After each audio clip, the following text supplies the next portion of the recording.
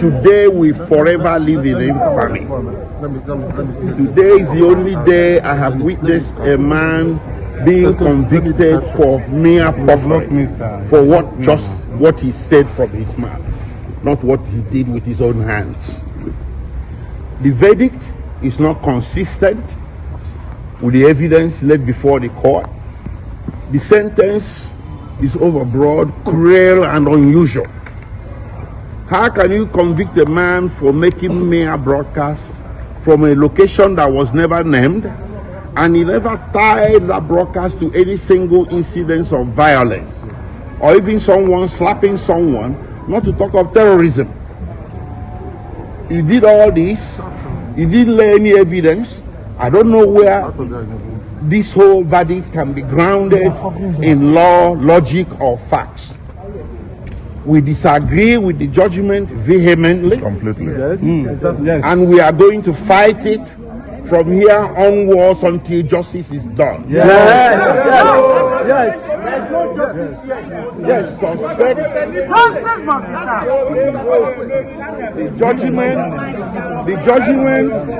The judgment is not based on law. It's not based on facts. It's based on politics. It's based on some primordial sentiments. Just because Nnamdi Kanu is Igbo, an Igbo man has become the person in Nigeria that should be trampled upon. I'm not saying this because I'm Igbo. I'll say it for the House of Yoruba who gets trampled upon. But today we saw an Igbo man being trampled upon, and by God Almighty, we are not going to allow it. Nobody is going to trample on me. Nobody is going to trample on Nnamdi Kanu. Nnamdi Kanu is not a terrorist. He's a man that was pursuing change.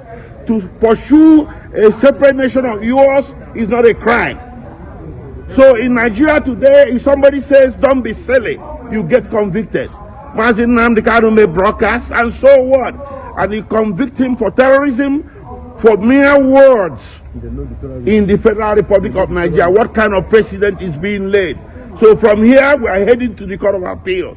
The Court of Appeal is the only court in this country, or the next court in this country, that sits as a jury.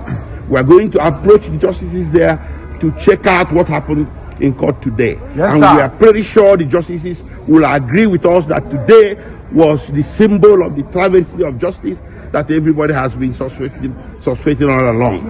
If the Court of Appeal disagrees with us, we head to the Supreme Court. But by God Almighty, Nnamdi Kanu is not going to stand convicted. Yes. Is going to get overturned. Amen. Yes. Thank you. Your hand. I'm assuring you, Your mic is covering. this judgment is predicated on our anger.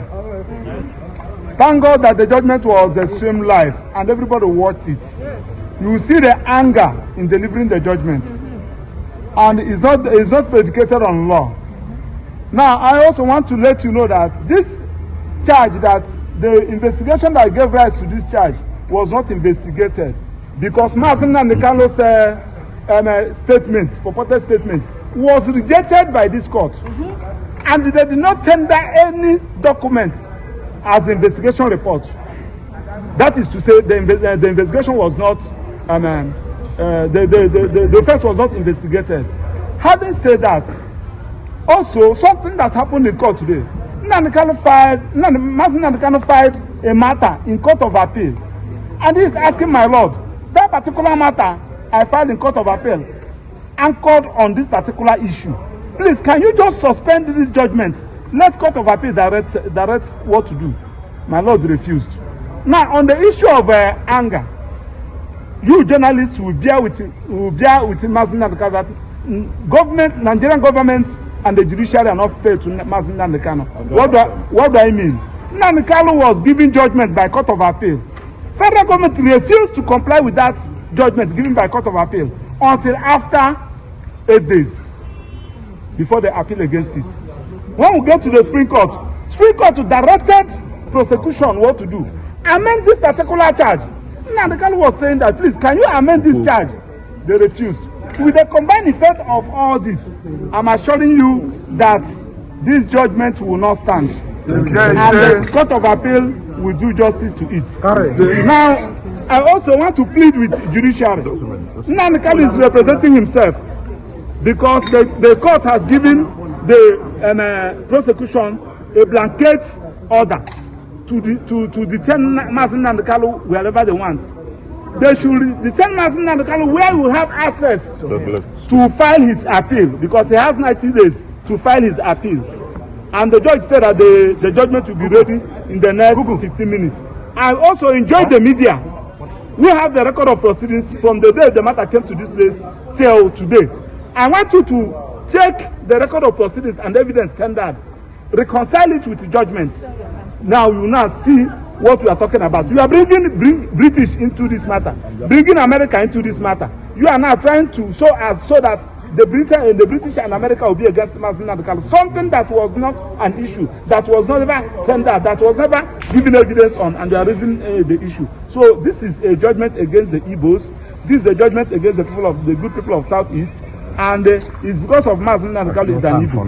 You cannot give this kind of judgment to a northern. You cannot give it to a southwestern. You cannot give it to another tribe in Nigeria apart from the Igbos. And we are going to start against it because it has happened in this country against some other persons, including Abiola.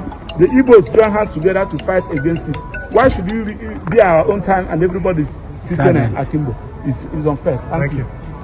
To tell people what happened in court. But today, we have come to a final end. Justice has been done. And therefore, Nigerians must, one way or the other, appreciate the judiciary.